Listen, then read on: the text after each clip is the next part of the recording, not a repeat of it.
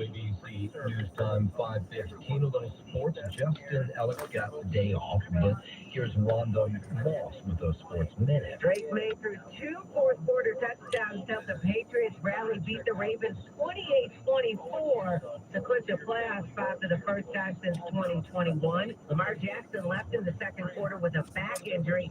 May and the team refusing to give up. Yeah, so proud of the team, man. Took everybody. We knew coming into it, go swing and win together. Man, it was together. It's so good getting that one. Just props to these guys. It's fighting. Steelers held on, beat the Lions 29-24. Now lead the AFC North by 2 games over the Ravens. With the Lions loss, the Bears and Niners, who play the Colts tonight, have clinched the spot in the playoffs. Jags ended the Broncos' 11-game win streak. Texans beat the Raiders for their 7th straight win. To the game back of the Jags for first in the AFC South. Panthers beat the Bucs, take over sole possession of first place in the NFC South. In baseball, the Red Sox acquired first baseman Wilson Contreras from the Cardinals. That's sports. I'm Ron Moss. Yeah, the Jets, they fell to 3-11 after they got crushed by the Saints. 29-6 on the road in New Orleans. Gang Green now has the 4th pick in the draft, and I guess that's what it's all about. Nothing's happening for this season. They'll host the Patriots next Sunday. The Giants, they lost to the Vikings 16-13 out at MetLife. Jackson Dart threw for just 33 yards and an interception. The 2-13 Giants still hold the top pick in April's draft. They'll visit the Raiders on Sunday. The Knicks took down the Heat 132-125 out at the Garden. Jalen Brunson hit 47 points. New York has actually won 8 of its 9 last games. They'll visit. Screenings are available across New York City. Essential ordered by The club before George Washington, Christmas. Who has won 2 times. They'll visit the 76ers in Philly tomorrow. Rangers lost to the Predators in Nashville. New York will visit the Capitals tomorrow night. And the Devils, they fell to the Sabres 3-1 at home. Jack Hughes scored the lone goal. Oh, yeah. Early bird gets the worm. New Jersey had a 2-game winning streak come to an end last night. All right, 5:17 now. Traffic, transit on the... Early bird gets the worm. Traffic just getting some good news on Staten Island. That accident had been there a while, the westbound side, coming up to Route 440, Martin Luther King Jr. Expressway. Again, that has now been cleared. All lanes have been reopened, and things are moving pretty well now westbound on the Staten Island Expressway. Not the case, though, up in the Bronx. First of all, if you're traveling out on the Major Deegan Express, right at the Major Deegan Expressway on the Cross Bronx, an accident. The left lane is out. Tractor trailer is there, and again, the car has left the scene. Apparently, it was a tractor trailer car accident at one point. So, again, as you travel that whole area, you're going to have some problems. And then further east, you have a 2-truck accident over by the Sheraton. So, trouble up there on the Cross Bronx. So that will have to keep a very close eye. It is all jammed up as you come off the George Washington. Early bird gets the worm. Now, as you begin to head inbound on Long Island Expressway, just a little slow down right around the area of the Cross Island Parkway. Rest of Long Island looks very good. That includes Brooklyn and Queens. Really nothing you have to worry about if you're coming northbound on Route 9. A lot of heavy traffic just as you get up through Route 34 this morning, and then also some slow go as you travel on the Garden State Parkway up around the area of 145. No big deal at all as you come inbound at the Hudson River crossings. At least so far, same thing up at the Tappan Zee Bridge. We're looking good up in Connecticut. Mass transit-wise, we do have some minor subway issues on the end of the D and the F. And also, don't forget that we are going to continue. Oh, yeah. We're doing after hours. On the Montclair Food line because of Friday. We're doing real after hours. And mass transit, everybody else, though, running on or close to schedule on the commuter routes. I'm Joe Nolan with traffic on Talk Radio 77 WABC. WABC News Time 5:19. Let's go down to D.C. House Minority Leader Hakeem Jeffries accusing Republican lawmakers of not being serious about health care as Affordable Care Act subsidies will expire at the end of the year. Republicans have been burying their heads in the sand for the last several months. Meanwhile, tens of millions of Americans are on the brink of experiencing dramatically increased health insurance premiums. Yet the Affordable Care Act tax credits are not extended. It comes after House Republicans narrative passed the bill that does not extend the expiring subsidies. The measure now heading to the Senate, where it's not expected to pass, leaving millions of Americans facing higher health care premiums in the new year. Democrats are going to continue to fight to get this extension through the Congress on our side. It will pass with a bipartisan majority. Now, President Trump has stood behind the decision by the House GOP not to extend Care Act subsidies. Meanwhile, the president announcing new deals that will lower drug prices. The president, joined by executives from pharmaceutical companies who have agreed to the administration's most favored nation pricing initiative. Whatever the lowest number is, if it's Germany, if it's UK, anywhere, we will match that price. Drug costs have been a focal point for the president since he returned to office. They've agreed to offer many of their flagship drugs, really all of their flagship drugs, at heavily discounted, most favored nations prices. Earlier this year, the president announced the creation of TrumpRx, which is a website where Americans can find prescription drugs at reduced prices. That website is expected to launch sometime early in the new year. Well, we're down to the Capitol Hill lawmakers closing out the year by tackling what they're calling an affordability crisis. House Democrats pushing a broad tax relief package that, among other things, addresses housing. We're trying to create a 21st century housing boom that will rival what we saw after World War II. California Congressman Jimmy Gomez there, the American Affordability Act from Democrats includes strengthening the low-income housing tax credit, providing more tax help for first-time buyers, and adds a plan to convert vacant offices into housing. And if we do that, we'll bend the cost curve on housing and make America more affordable. Affordability, of course, is the key word these days. More people are trying to buy a home, but then instead of buying it in their late 20s or early 30s, are buying it in their 40s. The Democrats, though, not detailing how they'll pay those programs. President Trump's Gold Card foreign visa program, it's up and running. The program aims to attract educated, well-off immigrants who would pay $1 million to the U.S. government for front-of-the-line immigration status. And you've taken in just a few days, you've taken in over $1.5 billion. That goes all toward reducing debt. Corporations can pay $2 million for a yeah. gold card that allows them to. Where are the use puppets? money Come on, in puppets. Commerce Where are the Secretary puppets? Howard Lutnick says $1.3 billion worth of gold cards have been sold so They far. graduate from the top schools. These people want Come on, puppets. I'm pulling your strings, puppets. And this lottery all more important now that President Trump has suspended the nation's green card lottery after I'm pulling the strings, puppets. in the Deathly Brown University shooting. 523 Republican Congressman Thomas Massey says he and Democrat Ron Khan are considering inherent contempt charges against Attorney General Pam Bondi for partial Puppets. Massey told CBS's Nation yesterday. You are a puppet. And I won't be satisfied until the survivors are satisfied. Now, the suit is very critical of the files released by the Justice Department on You are a dumb little puppet. On X, Massey says the legal grossly Double O dummy. with both the spirit and the letter of the law that President Trump signed last month. Now, the Deputy Attorney General, Todd Blanche, defending the redactions in that first batch of files related to Jeffrey Epstein is on Meet the Press yesterday. He says the focus remains on protecting the victims. That's why you're not seeing them. Hey, you're on the red light, you prick. Ha, ha, ha, ha. Looking at every and making sure that I saw that. information of the victims is protected and redacted. Yeah, lawmakers know they want more information. Imagine if we had released tons of information around victims. That would be the true crime. That would be the true wrong. Yes, it's such thing not going away. 524. Retailers gearing up for last minute shoppers. There's a lot of us out there. Recent reports suggest at least 80% of consumers. Where are my puppets? At the last minute, with a large portion of those shoppers. I'm looking for my puppets. In mortar stores because things won't be delivered on time. Here's some people out over the weekend doing some last minute shopping. Have I started my shopping?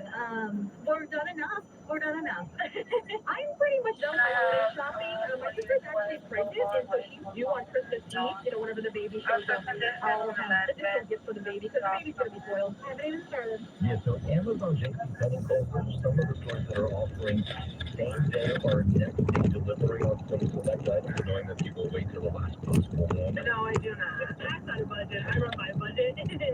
Sometimes you blow the budget, but Yeah, so Americans are expected to spend about $11,000 on gifts this year. there was no budget. Honey, I wish I could tell you I set a budget. I never do. My budget is just eat twice. In their case, I guess they can do that.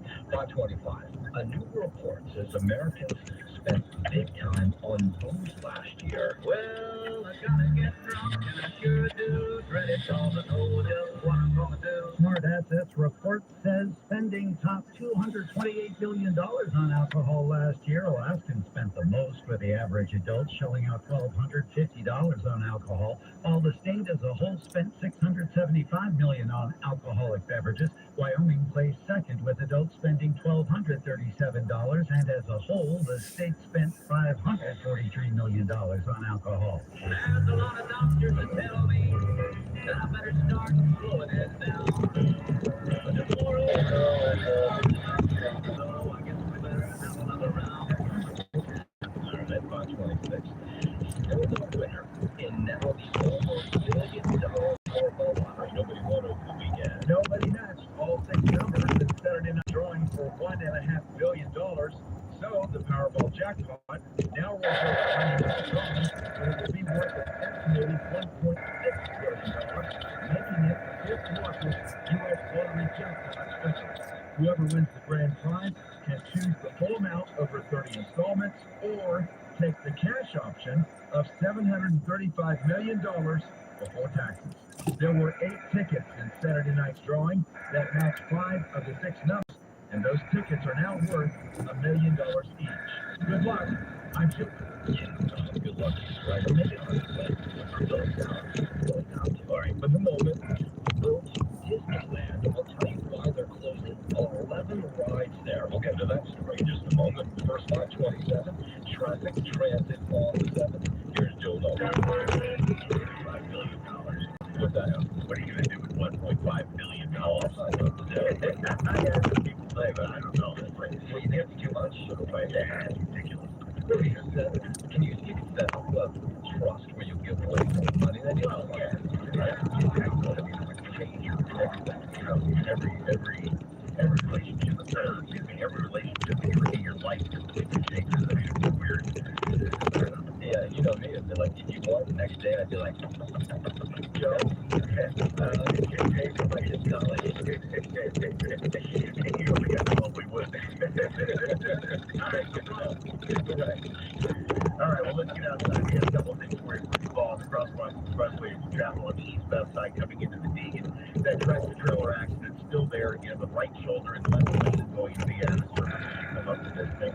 And then further east over by the Sheridan, another accident. 2 trucks involved in that one, right around the area of the Sheridan Expressway and making it back to Jerome Avenue. So we're starting to see one big delay on the eastbound Crosswalk Expressway. Now, if you're on the Deegan, if you're on the southbound side of the Bronx, up in the Bronx, you're good. No problems up in Westchester.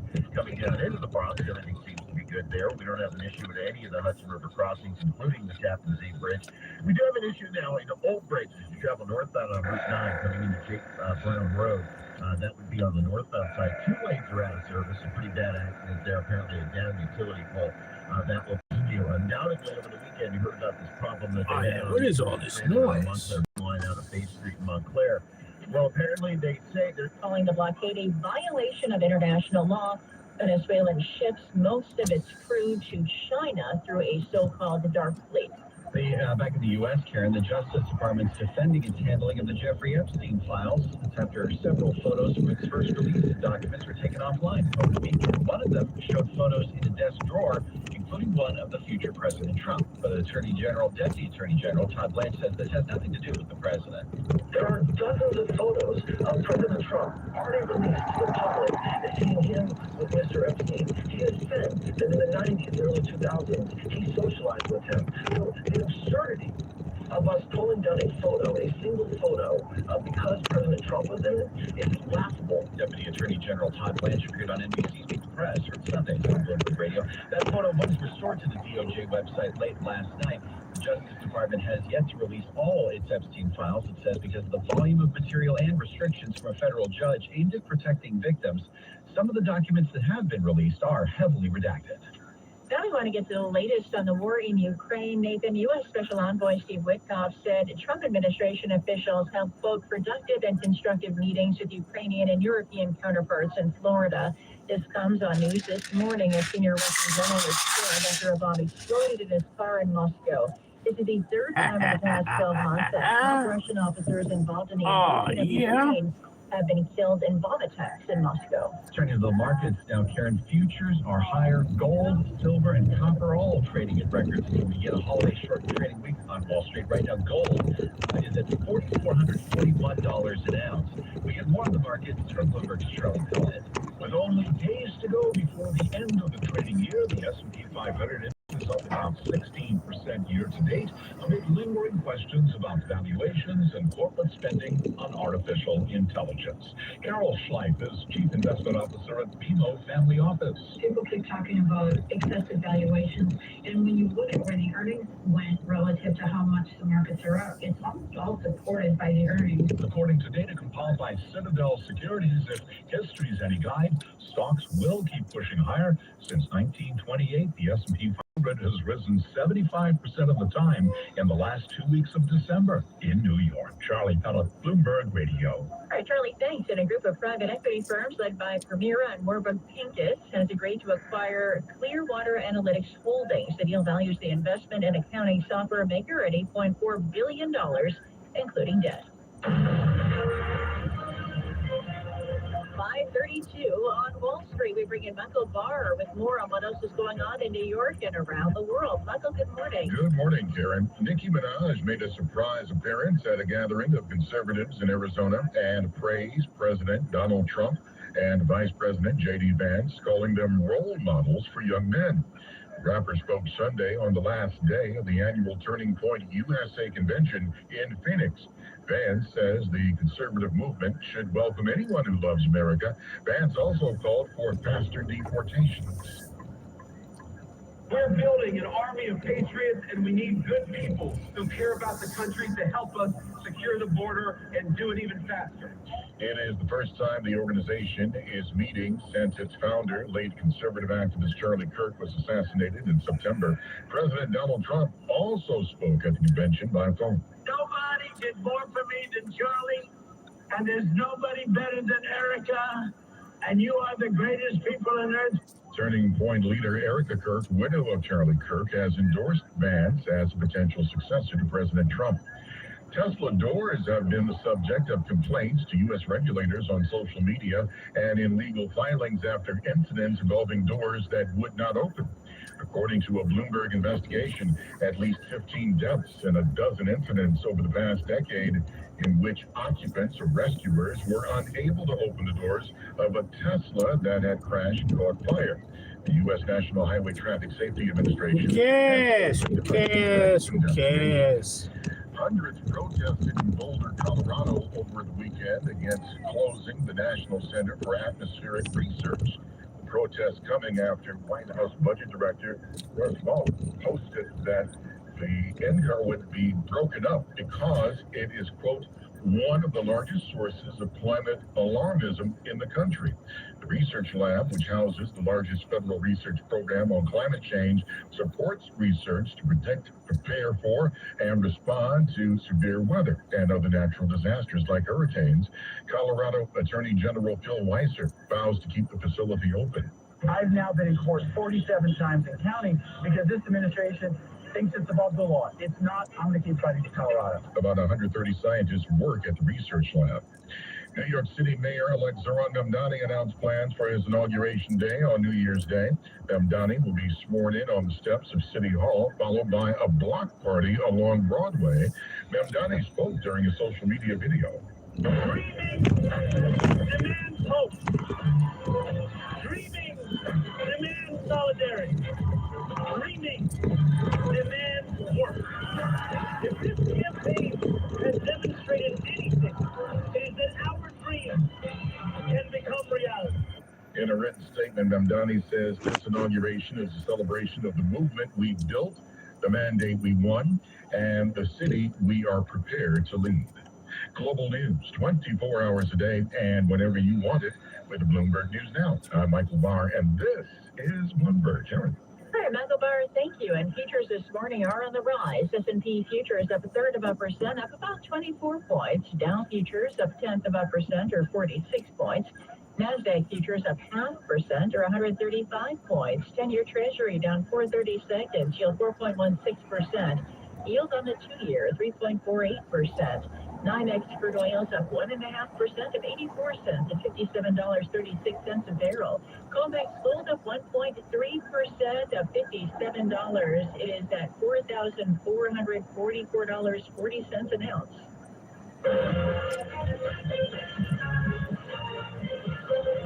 5:36 on Wall Street. Time now for the Bloomberg Sports Update. Here's John Stashower. John, good morning. Good morning, Karen. For much of this season, it was the defense costing the Giants an inability to hold leads. The MetLife defense played well, actually provided the only Giants touchdown. A fumble return an earlier pick six was negated by a penalty, but the offense was inept. Giants had only 33 passing yards. They lost to Minnesota 16-13. They'll bring a 9-game losing streak next week to Las Vegas. The loser figures to get the first pick in the draft. The Jets in New Orleans outgained by 217 yards. Lost the Saints 29-6. Game without a touchdown until Chris Olave scored twice in the second half. Jets finished the season with games against New England and Buffalo. Those two fighting to win the AFC East. The Bills won at Cleveland. The Patriots needed to win last night in Baltimore to stay a game ahead. The Pats trailed by 11 in the fourth quarter. They scored with 9 minutes left. They were still down with just over 2 minutes to play.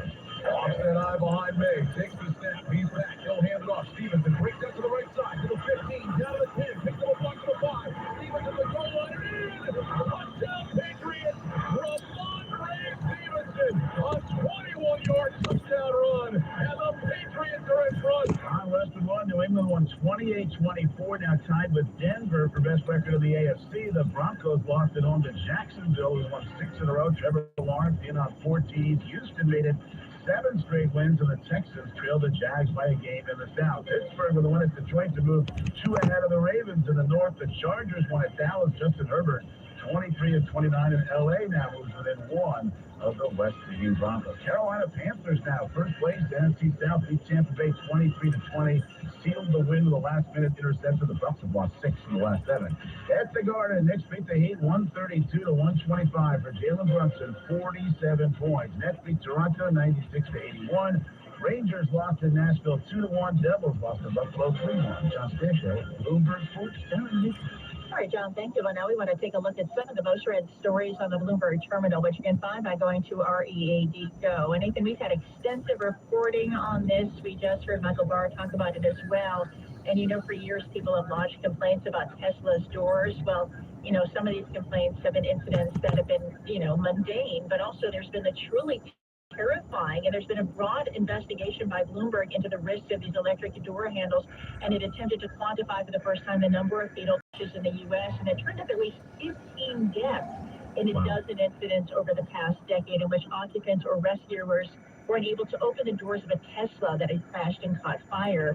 And yeah, this figure really represents a and you are the number one poopy diapers. Electric vehicle crashes over the period, but the numbers, they say, you are the number one poopy diapers. Deaths in Bloomberg's analysis occurred since November 2024, and there are no comprehensive public statistics on this, but not number 2, not number 3, but number 1. You take the number 1 spot for being poopy diapers. Bloomberg continues to do, and so do U.S. regulators. Yeah, absolutely. Well, right now, Karen, the most read story on the terminal is what we just mentioned in the news: the death of a senior Russian general in a car bombing in Moscow. This was Lieutenant General Fano Sarvarov. Come on, why don't you tell everybody what kind of poopy diapers you are? Tell everybody how your underwear is a yellow stain.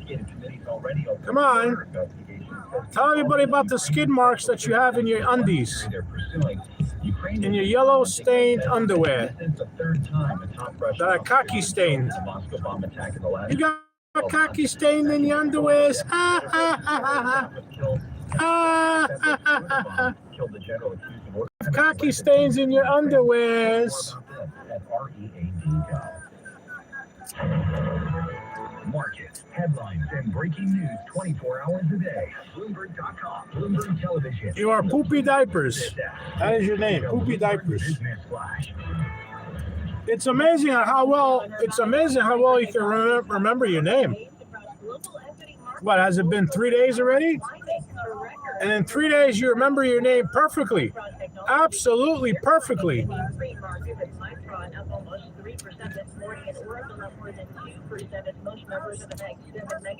Yeah. Poopy diapers. Dow futures up 0.1% or 44 points, and NASDAQ futures, they're up 0.5% or 136 points.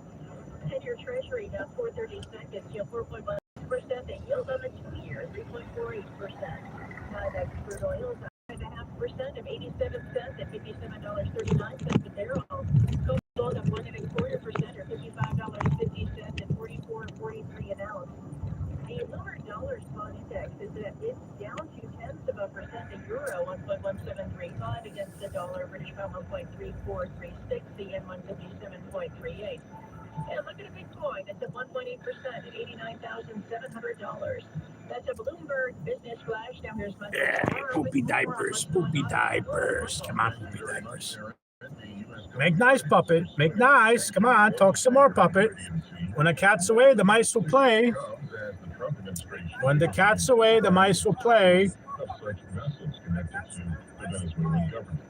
The Department of Justice says it will keep reviewing and redacting the material related to its investigation into Jeffrey Epstein to hold protect victims. Law enforcement required by law to release all documents related to Epstein, but that did not happen. Rapper Nicki Minaj Sunday put her full support to President Donald Trump and Vice President Jamie Cash on the last day of the annual 13th USA Convention in Phoenix. It is the first time the organization is meeting since its founder, late conservative activist Charlie Kirk, was assassinated in September. NBA action, the Knicks and Nets won, the Wizards lost. In the NFL, the Giants and Jets lost. Oh, yeah, poopy diapers. 28-24. Lions lost to the Steelers. Hockey, the Rangers, Devils, Bruins, Lightning, Capitals all lost. Yeah, I'm back. Global News 21 hours a day. And whenever you want it, Bloomberg is now on like Lamar said. Perfect. Wouldn't have it any other way. Thank you, Michael. We're coming up on 5:43 on Wall Street. This is Bloomberg Daybreak. I'm Nathan Hager alongside Karen Moscow, getting you set for a holiday short trading week. Guess who else is back? Lori Calvasina, the U.S. equity strategy at RBC Capital Markets, getting us set for maybe the Santa Claus rally here with futures higher. There's still room for equities to trade up into the end of this year, Lori. Morning into the holidays come around. Happy holidays to you, Nathan, as well. Look, Nathan, based on the sheer number of out-of-offices I got last night when I had my emails that said, with me in January 6th, I'm not sure that, anything that we get over the next 2 weeks in markets can't be easily undone in the new year because of light volumes. But look, I do think as a strategist, Yeah, you get the bonus point of the year award. Doing odd things in December. I've been pleasantly surprised as I got into my December year ahead marketing. I was in Europe, I was in various cities in the U.S. People were ready to sort of turn the page on 2025 and sort of the short-term calls and really start thinking about the year ahead. And while I wouldn't say that people were euphoric, which is frankly something that would worry us if we headed into a new year, people were generally thinking pretty constructively. What are key sectors? What's happening with the reputation trade? There's 13% earnings growth out there. Can that really happen? And I would say, people generally are of a constructive mind on the new year, and that's where their focus is. Well, let's lead right into your latest note this morning, where you got some new sector calls headed into 2026. A couple upgrades on new sectors. Yeah, look at poopy diapers. Look at poopy diapers. He's camping on the channel. He's camping on the channel. Oh, yeah. In December around Thanksgiving, we have to kind of wait for our analysts to kind of do their heavy thinking to put this report out. And so at any rate, we do this survey of the analysts once a quarter. We say, what do you expect for performance, valuation, demand, a few other things. And we ask them to quantify their views so we can compare them, kind of across these questions. And I pay most attention to the performance outlook question. But I'll tell you, on both communication services and healthcare, we had constructive performance outlooks. We also had pretty constructive demand assessments. There were differences in policy views there, with kind of a more negative view on healthcare, more of a neutral kind of mixed view on communication services. But generally, we saw some good constructive outlooks over the next year for both sectors. If you think about sort of quant work, valuations look really good for both of these sectors. Earnings revisions and revenue revisions have been positive, stronger in healthcare than comm services, but positive on both. And if I look at funds flows to the sectors, healthcare, has weakened just maybe a tiny bit in the recent updates, but has generally been quite strong of late. And telecom, which is sort of the proxy for this sector, there's not a perfect comparison here, but we've seen those flows perk up as well, EPFR data. So we kind of like what we're seeing on the quant work. And I would just hit on the valuation point, Nathan, because one key message I got from investors in December, whether they were in Europe or sitting in the U.S., was people want to talk about cheap sectors, are looking for value heading into the new year. Yeah, it gets into that whole conversation about the valuations in the tech sector in particular. Are you looking for these sectors to provide new leadership in 2026, or is it just going to be part of a broader rotation? So, we're also overweight financials and materials. Poopy diapers. Services is a little bit of a hodgepodge. You've got, Poopy diapers. Poopy diapers. Telecom, so it's kind of a weird hodgepodge in that sector. But in general, 3 of those 4 overweights are what we would consider to be kind of value-oriented sectors. Now, not all value sectors are cheap right now. Utilities, for example, get one of the worst valuation profiles in the market. But generally, we do think that people are looking to diversify leadership and itch to rotate away from the Mag 7, away, from kind of the semi-space.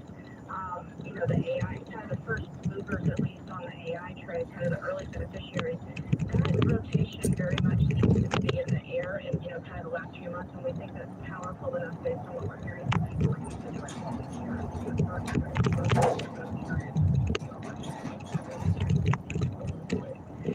This is a tricky sector for us to write about, because one of the pieces of the sector that caught interest from people, frankly, in December meetings was software and IT services, which are looking much more reasonably valued. It's really stunning, but it has a valuation problem. So, we do think there's room within the tech sector for some rotation as well. Okay. I really appreciate this once again, Lori, and looking forward to speaking to you again in the new year. So that's Lori Calvasina. She's head of U.S. equity strategy at RBC Capital Markets. Karen. Nathan, it's time now for the Bloomberg ETF report, and it flows into exchange-traded funds tracking Chinese stocks jumped last week. They were driven mainly by buying in funds that track the CSI 8500 index to the nation's largest and most liquid companies. Investors poured in at $8.1 billion into the ETFs trading in Shanghai and Shenzhen, according to data compiled by Bloomberg. This was the second largest weekly inflow since the mid-April record, when sovereign funds stepped in to support stocks through these funds. 2 ETFs tracking the A500 index accounted for most of the inflows, and turnover in the 7 largest ETFs hit record highs. Some investors believe insurance funds may have been behind the robust purchases, and that is the Bloomberg ETF report. All right, Karen, thanks. It's 5:48 on Wall Street. That gives us time to repeat some of our top stories this morning. We continue to follow the oil sector by the U.S.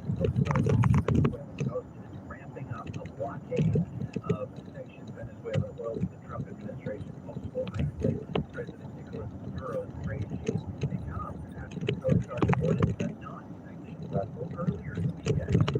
Deputy Attorney General Tom Blanche says the Justice Department removed several images from a Jeffrey Epstein file's website to protect these late sex offenders' victims. The agency is facing criticism for only releasing some of the Epstein files with heavy redactions. And U.S. Envoy Steve Witkoff said U.S., Ukrainian, and European officials had productive and constructive talks in Florida over the weekend. Witkoff said they discussed further refining the 20-point peace plan with Russia, as well as security guarantees for Ukraine and discussions of Ukraine's future economic development. We have more on those stories coming up on Bloomberg Daybreak on a morning where futures are pointing to gains led by NASDAQ. Oh, yeah. Look who it is. 0.5% this morning of about Look who it is. Is that your alt account? Did you get your alt account finally? Holding full of 1.3% trade through record at 44.47 per ounce. You're listening to Bloomberg Daybreak. It's 5:50 on Wall Street. Coming up at 5:55, we'll discuss the latest twist in the case of Gilmar Abrego Garcia in another hearing today. We'll discuss the management center of the Trump administration inspiration practice. That's coming up in our daily Bloomberg Law Review. This is the test of the emerging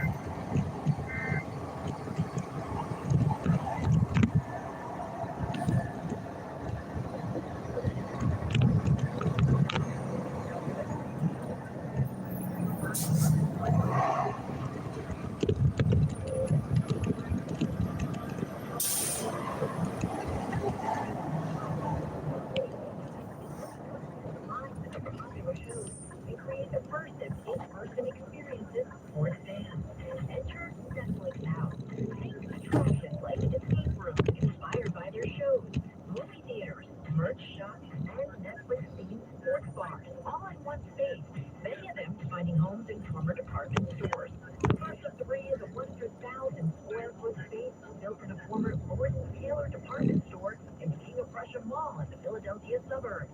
The second found a home in a former Belk department store at the Galleria Dallas Mall in Texas, with the third planned for a Las Vegas shopping center in 2027. Shopping malls finding new tenants for vacant department stores, and Netflix taking a step toward becoming a broader entertainment brand. Lisa Mateo, Bloomberg Radio. I love the way they're reviving the malls, but none of these are near me, Nathan. Oh, I know. Well, I saw the story in Netflix house in Russia, not too far in D.C. and New York City. It could be a road trip, if you ever feel like it, here in Moscow. Okay, let's do it. And check out the Stranger Things for Netflix house, see if there's something like that there. Gotta find out. Right. Gotta find out by subscribing to the Bloomberg Stream Time newsletter, because there you get the latest news and insights from power players in the world of television, movies, and streaming. Bloomberg Movie Shop. Subscribe to Stream Time at Bloomberg.com/Stream Time. It is 5:52 on Wall Street. Time for the Bloomberg 3-day weather forecast. Sunshine for most of the day today. Breezy, a high temperature of 40 degrees. Some clouds in this night, a low in the 30s. Tomorrow, snow develops early in the morning, changes to rain. An accumulation of under an inch, a high 45. Tomorrow night, the rain ends in the evening. Breezy, lows in the mid-30s. Risky 50, turning mostly sunny. The high temperature of 45 degrees. Currently, it's chilly, 25 degrees in Central Park. Markets, headlines, and breaking news 24 hours a day at Bloomberg.com, Bloomberg Television, and the Bloomberg Business app. And the Bloomberg Business Flash.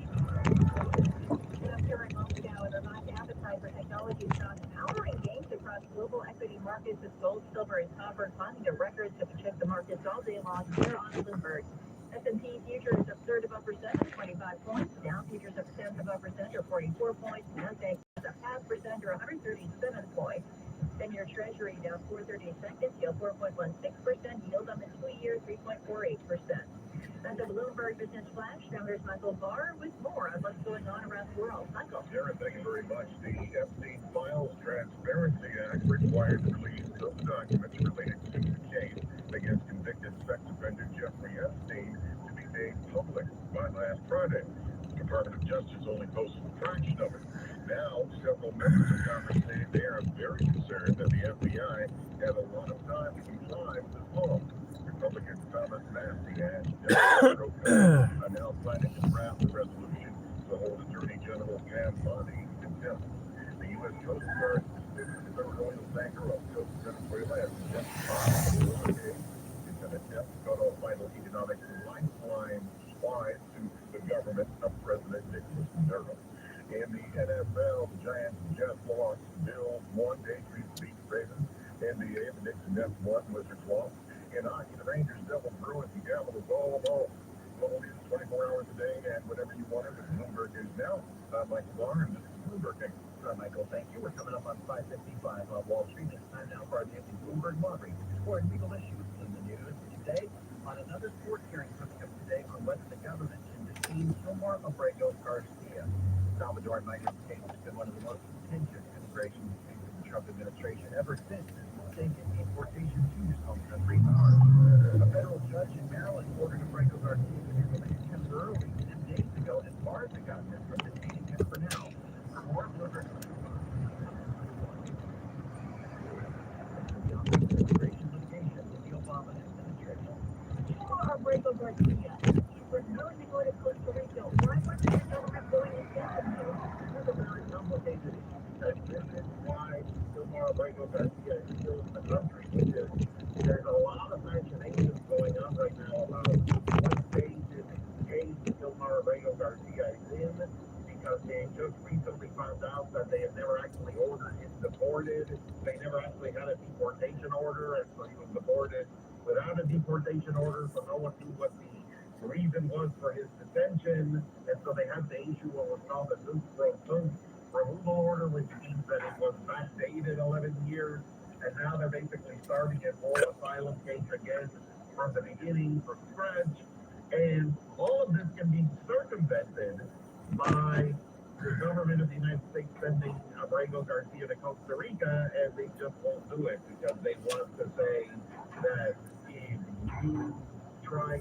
circumvent the United States laws in some manner, so the U.S. government will make the determination of where you go, and so they don't want Xiomara Reyes Garcia going to Costa Rica. And this is one of those cases where I don't really understand it from the standpoint that your view is that they threat the American public or that he's going to drain the taxpayer resources or something, then sending him to Costa Rica solves that problem, but nevertheless, we are where we are. So let's also see immigration judges. 8 immigration judges in New York were recently terminated in one day. A San Francisco judge was fired in the middle of a complicated asylum hearing. Overall, about 100 judges out of 700 have been let go. And many of the cases involve judges with high rates of asylum approvals or even backgrounds representing migrants. Is it legal for them to fire the judges based on that? Well, the courts so far have been very deferential to the Department of Justice in terms of their ability to fire these immigration judges. And in fact, there's been this case law about if the president and the attorney general can't fire someone who's an inferior judge like this, then that judge isn't constitutionally appointed in the first place. So it appears that the firing of these judges is permitted for pretty much any reason, unless it's some discriminatory reason or something else like that. But it is an ideological thing that would be permitted. The problem that it's creating is it's taking a lot of experience away from the immigration bench. None of these judges had a 100% approval rate. Many of them had, let's say, 50% approval rating, 60%, well, those other 40% that they were deporting on a particular day now aren't being deported. There's no hearing for these people, and those people will have hearings scheduled 1 year or 2 years from now. But I mean, you look at their social media advertising, and they're saying, please don't join the immigration court and be a deportation judge, which is not their job. Their job is to look for the law and the facts and decide if deportation is the correct remedy. And so the fact that they're advertising those positions of deportation judges, I don't know if there's going to be a long-term negative inference that comes from that, where those decisions that are issued by those judges may not have any force of law, or if an appellate court ends up saying that that judge was predisposed to grant deportation because that's why they will join the court. That's Leon Fresco, partner Holland and Knight, speaking with Bloomberg's Stu Bromstad. Catch more of that interview plus analysis of the latest legal news by subscribing to the Bloomberg Law Podcast wherever you get your podcasts. And turning to the latest in AI-powered legal analytics, business insights, and workflow tools at BloombergLaw.com. With guidance from our experts who grasp the latest trends in the legal industry, helping you achieve better results for the practice of law, the business of law, and the future of law. BloombergLaw.com.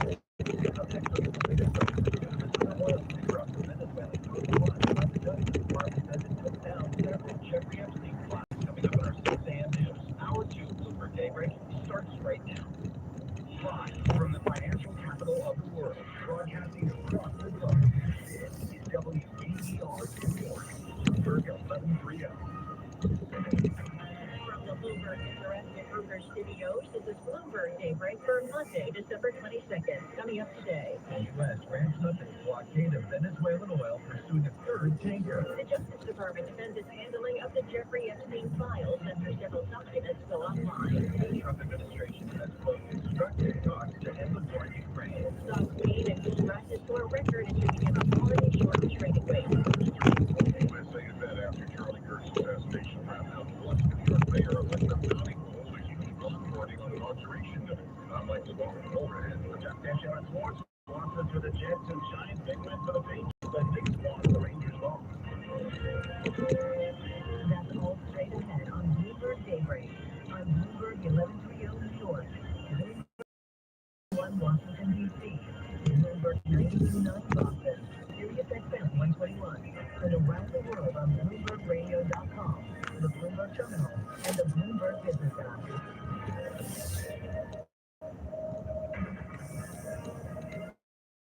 Good morning, and I'm Karen Dow with U.S. Stock Index Futures. They are higher this morning. S&P futures 1/3%, up about 24 points. Dow futures up 0.1% or 44 points. Nasdaq futures up 0.5% or 132 points. And your Treasury down 5/30 seconds, you have 4.16%. The yield on the 2-year 3.48%. And NYMEX crude oil up 1.8%. Nathan. And Karen, oil is on the rise this morning as the U.S. ramps up its pressure campaign on Venezuelan President Nicolas Maduro. The Coast Guard is pursuing a third oil tanker off the Venezuelan coast, intensifying a blockade that the Trump administration imposed earlier this month. We get more of Bloomberg's Clara Ferrer-Marquez. It's really a very significant ratcheting up of U.S. efforts to cut off what is a key financial lifeline for the Venezuelan economy. And remember that the Venezuelan oil industry is really decimated relative to what it was perhaps decades ago. But it is still, the political system has withstood quite a lot of this pressure. The question now is how much more of this can it take? Bloomberg's Clara Ferrer-Marquez reports the pursuit of this latest vessel, Bella 1, comes after the Coast Guard boarded non-sanctioned ship for the first time earlier in the weekend. Another very large crude carrier is scheduled for intercept December 10th. China is accusing the U.S. of violating international laws against Venezuela. The ship most of its crude to China through intermediaries using so-called dark fleet tankers. Nathan, President Trump has nominated Louisiana Governor Jeff Landry as U.S. Special Envoy to Greenland to advance U.S. interests. The position would be a new one for the U.S., which has an ambassador to Denmark. Greenland is an autonomous Danish dependent territory with self-government and its own parliament. It's the latest signal that the president is looking at increasing U.S. influence over the island he suggested he wants to purchase. Back in Washington, Karen, the Trump administration is defending its handling of the Jeffrey Epstein files. That's after several images from the Justice Department, hundreds of thousands of documents were removed from the agency's website over the weekend. One of them was a photo of the future President Trump in a desk drawer full of photographs. Deputy Attorney General Todd Blank says this has nothing to do with the president. You can see in that there's photographs of women. And so we learned after releasing that photograph that there were concerns about those women and the fact that we had put that photo up. So we pulled that photo down. It has nothing to do with President Trump. Deputy Attorney General Todd Blanche appeared on NBC's Meet the Press. That photo was restored to the website last night, but Democratic Congressman Ro Khanna still has questions about heavily redacted documents included in the Justice Department's release. The redactions were excessive, and even Harvard Law Professors looked at that and said you can't redact internal communications, you can't redact workforce products, and the courts are going to find that they were excessive. Democrat Ro Khanna was a guest on CBS's Face the Nation. Hear Face the Nation and Meet the Press every Sunday on Bloomberg Radio. The National Economic Council Director Kevin Hassett says the Supreme Court ruling that scraps Donald Trump's tariffs and refunds the import fees collected would create a major administrative problem. We really expect the Supreme Court is going to find with us. And I also think that if they didn't find with us, that it's going to be pretty unlikely that they're going to call for widespread refunds because it would be an integrated problem to get those refunds out there. But basically, whoever paid the tariff, like actually cut the check to buy the thing, would be the person that would be getting the refund if they're willing. And Hassett on CBS's Face the Nation. You can catch the program Sunday afternoons on Bloomberg Radio. It's a great administration officials have drawn up options for reimposing import taxes in case of an adverse ruling. And now, Karen, let's get to the latest on the war in Ukraine. U.S. Special Envoy Steve Witkoff says Trump administration officials held both productive and constructive meetings with Ukrainian and European counterparts in Florida. Witkoff's comments follow last week's EU financial commitment to Ukraine. We get more from Bloomberg Europe correspondent Oliver Crook. Imagine that you and I are negotiating something. I'm sitting across the table from you, and I have no money in the bank account versus $100 billion in the bank account. The difference between today and 2 weeks ago for the Ukrainians, they now have this lifeline that was put out by the Europeans, 90 billion euro loan in the form of that is basically backed by the European Union, not necessarily in the form of those Russian assets, but that is absolutely consequential and very monumental in terms of getting the negotiating position. It tells the Russians and with the Ukrainian and European very beginning that this war will not be ended very, very soon. Bloomberg Oliver Crook says Ukrainian President Volodymyr Zelensky is casting doubt on Russia's commitment to end the war. Well, in terms of the markets now, Nathan, we're futures are higher as we begin a holiday shortened trading week. The Nasdaq 100 is poised to wipe out December's losses as the line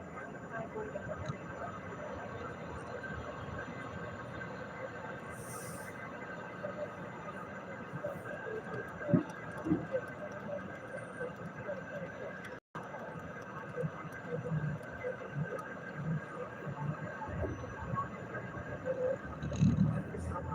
it's going in that direction. Fiscal stimulus at the margin, especially tax refunds we're going to get in spring. Deregulation, AI CapEx continuing, big capital spending, and maybe a little less volatility around trade. And former Bridgewater Associates Chief Investment Strategist Rebecca Patterson there, the NASDAQ up more than 20% so far this year. Yeah, and gold, silver, and copper trading at records this morning, Karen. Escalating geopolitical tensions and bets on further Fed rate cuts are adding momentum to gold's best annual performance in more than 4 decades. Mark Ritchie covers commodities for Bloomberg. We're very uncertain times geopolitically, and in this kind of period, it's when gold does tend to shine, and that's not going to change anytime soon. And as I said, there's not a huge amount of money, private investor money in gold so far, and the more it does get all those fears, the more you can see gold rise. Bloomberg's Mark Ritchie says gold's headed for its strongest annual gain since 1979, and gains continue this morning with COMEX gold up 1.25% at $4,442 per ounce. Nathan, another win at the box office for Disney.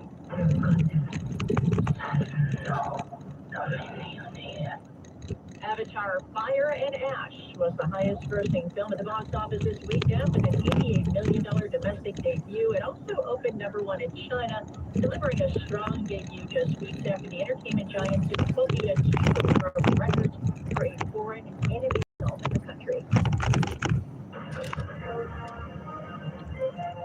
Time now for a look at some of the other stories making news in New York and around the world. And for that, we're joined by Bloomberg's Michael Barr. Michael, good morning. Karen, thank you kindly. Rapper Nicki Minaj Sunday put her full support to President Donald Trump and Vice President J.D. Vance on the last day of the annual Turning Point USA Convention in Phoenix. It is the first time the organization met since its founder, late conservative activist Charlie Kirk, was assassinated in September. His widow and now Turning Point USA CEO, Erica Clark, endorsed Vance for president in 2028. Yesterday, Vance touted Trump administration accomplishments.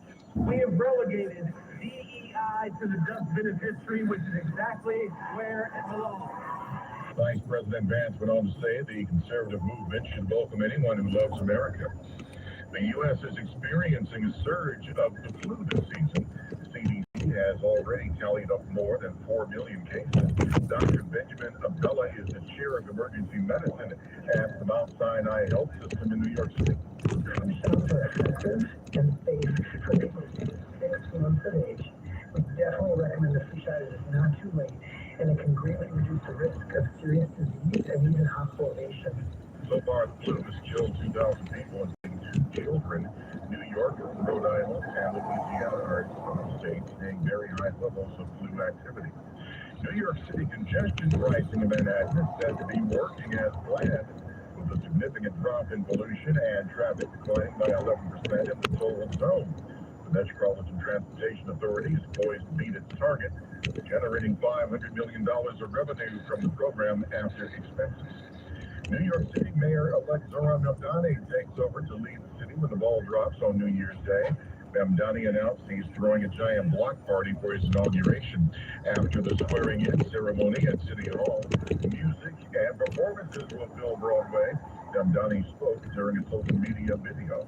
This is not my victory. This is ours. In a written statement Sunday, Mamdani says this inauguration is a celebration of the movement we built, the mandate we won, and the city we are prepared to lead. Power has been restored to most of the 130,000 homes and businesses affected by a massive outage in San Francisco. Pacific Gas and Electric says it expects to restore power to all customers today. The outage began Saturday afternoon and was partly caused by a fire at a substation. Global news 24 hours a day and whenever you want it with Bloomberg News Now. I'm Michael Barr. This is Bloomberg Time. All right, Michael Barr, thank you. We do bring you news throughout the day right here on Bloomberg Radio. But now, get the latest news on demand whenever you want it. You just subscribe to Bloomberg News Now and you can get the latest headlines right at the click of a button. Get informed on your schedule. You can listen and subscribe to Bloomberg News Now on the Bloomberg Business app, Bloomberg.com, plus Apple, Spotify, and anywhere else you get your podcasts.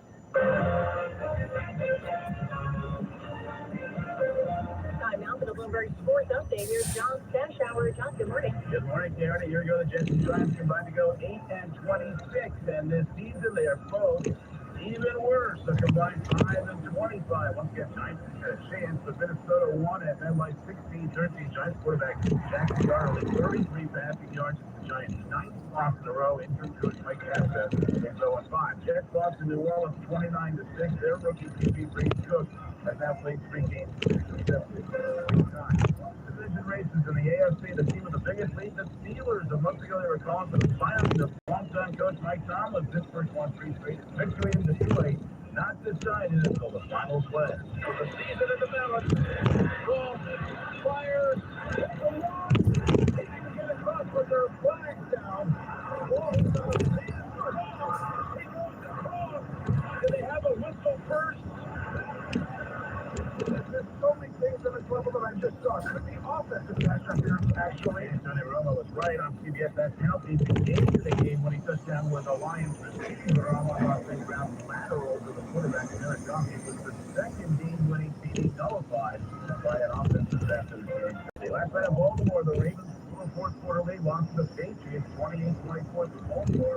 Now trailed by 2 games in the north. New England remains 1-up in the east. Buffalo won in Cleveland. Jacksonville won by 3. The Jaguars and the South.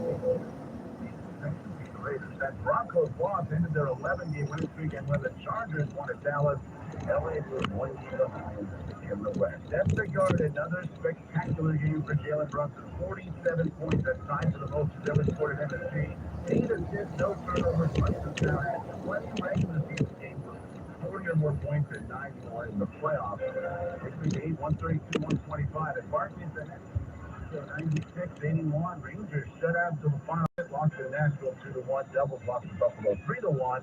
Bruins lost to Ottawa 2. The Capitals lost in overtime at Detroit. The Red Sox have acquired Wilson Contreras in a trade with St. Louis, former catcher, not trying to play in the first base. John Dash, I live in Bloomberg Sports. Karen Paper. All right, John, thank you. It is 6:14 on Wall Street. Time to go in depth on some other stories making news around the world with Bloomberg's Lisa Mateo. Let's get the latest now on the death of another senior Russian officer apparently killed in a car bomb in Moscow. Lisa, good morning. Yeah, good morning. So yes, the senior Russian general was killed early Monday morning in the south of Moscow. A bomb placed under his car exploded. That's according to the country's investigative committee. Investigators said they had opened a criminal investigation. They're looking into whether the bombing has been orchestrated by the Ukrainian intelligence services. The security service of Ukraine had no immediate comment on this bombing, but it's not the first time, right? Several senior Russian army commanders, they've been killed in targeted assassinations that were claimed by Ukrainian special services since the Kremlin's invasion of Ukraine in 2022. And it comes after Ukraine's Defense Intelligence Agency, they said it attacked an airfield over the weekend in a region of Russia right near the Ukrainian border and also destroyed 2 fighter jets. So more tension arising. But Lisa, FAO Schwartz and other retailers, they're hoping in-store experiences can lure customers away from e-commerce sites. Yeah, retailers are offering things like personal premium experience to get shoppers back in stores, things like guided, personalized shopping tours, customized toys, and it actually seems to be working for FAO Schwartz, which has been struggling. I mean, the early 2000s, you remember, it closed a lot of its stores. It was bought by Toys R Us. It's now owned by the consumer products company 360 Group. So now it's starting to see increased time spent in the store, higher conversion rates of customers making purchases. The reason why they're doing things like private shopping tours where people pay about $100, and then those families, they then spend hundreds more on these customized toys. And then they have higher packages for $250. Customers can get like a longer session. They can get drinks at the VIP suite, shipping rates for purchases. And here is like the top tier. It's a toy soldier dinner. It starts at $3,750. Wow. Okay, the tour guides dress up as toy soldiers. The store is closed. It's after hours. They have the place to themselves. It's a dinner. There's a magician too. So they're looking to attract those wealthier customers with Canada has that disposable income to spend. And they're competing with online shopping. It's become tougher. I mean, you have AI chatbots that are making online shopping a lot easier nowadays. Well, speaking of AI, autonomous vehicles, maybe some questions on whether people will be lured into those. But Uber and Lyft are working together on this in the UK? Yeah, so Uber says said it's a pilot program using Baidu's Apollo Go RT6 robotaxis in London. They're going to start in the first half of 2026 with commercial vehicles expected in the city before the end of next year. Lyft is also going to carry out UK tests next year with dozens of those same vehicles if they can get the regulatory approval. But ride-sharing companies, I mean, they've been racing to have autonomous vehicles around the world. You have Uber and China's WeRide. They launched driverless option in Abu Dhabi with plans to expand in the Middle East. Baidu conducting trials in Abu Dhabi, Dubai, and Switzerland. And Lyft has already signed a deal with Baidu to roll out robotaxis in Europe. And you even have you can't forget Alphabet's Waymo. They started tests in London this month. All right, yeah, just don't have a power outage as we saw. Right, Mateo, thanks for going in depth into some other stories making news around the world for us this morning, repeating some of our top stories. The Coast Guard is pursuing a third oil tanker off the Venezuelan coast. The case is the latest ramp-up of a blockade of Venezuelan crew that began with the capture of a massive sanctioned vessel nearly 2 weeks ago. Deputy Attorney General Todd Blanche is defending the Justice Department removing several Jeffrey Epstein files from its website. He tells NBC's Meet the Press it was about protecting Epstein victims. And Netflix has refinanced part of a $59 billion bridge loan to support its potential acquisition of Warner Brothers Discovery. A filing shows the streaming giant secured a $5 billion revolving credit facility and two $10 billion delayed draw term loans. We'll have more of those stories coming up on Bloomberg Daybreak. 6:18 on Wall Street, coming up at 6:23. We'll get more on all these stories, plus more of the latest developments out of the nation's capital, including the Venezuela blockade and the Epstein files. Bloomberg's Deputy Washington Bureau Chief Laura Davidson joins us straight ahead. Will the Democrats reclaim the House in 2026? Is that a question? Yes, it is. Recently, on IBKR Forecast Trader, yes was 72 cents. No was 27. If you're right, you get $1 per contract. When? After the 2026 election. But you earn an interest-like incentive coupon daily, and you can sell anytime the price works for you. So, if I buy yes at 72, and then later buy no at 15, that's 13 cents profit? Exactly. $1 in, 87 cents out, 13 cents profit. Where do I do this? IBKR Forecast Trader. Open an account at ibkr.com/elect. Restrictions apply. Forecast contracts not suitable for all investors. The holidays are back at Starbucks, so share the season with a peppermint mocha. Starbucks signature espresso, velvety mocha, and cool peppermint notes, topped with whipped cream and dark chocolate pearls. Together is the best place to be. That's Starbucks. Bloomberg Radio, on demand, and in your podcast feed. On the latest edition of the Bloomberg Business Week Daily Podcast, a conversation with Dan Aaron, portfolio manager of the AdvisorShares Pure U.S. Cannabis ETF, on what the Trump administration refers to discussing marijuana as a less dangerous drug means for pot stocks. And these U.S. cannabis companies, it's a multi-billion-dollar industry operating in the majority of states, they should finally be able to list on major exchanges in the United States, like the Canadian companies do, even though those Canadian companies can't do business in the United States yet. So a momentous occasion, and the market doesn't know quite how to digest it yet. We see a lot of What's up, middle finger? Yeah, and you don't want volatility, right? I made it to my early bird broadcast, 121. Because I do want to point out, I mean, your fund is down. You made it to broadcast 121. The early bird gets the worm. So we're still way off of kind of Early bird gets the worm. Right? That really needs to come through in order for this to settle down and be a market that kind of reacts more normally. Well, when you talk about that, 5-year return, the highs were based on promises made when Joe Biden was running for office. They promised legalization. Trump has now taken that ball and ran with it. This rescheduling is a momentous occasion. Yeah, work, huh? Is it busy or is it empty? And if the drug, if you want to call it that, cannabis, it's really a medicine in most people's minds.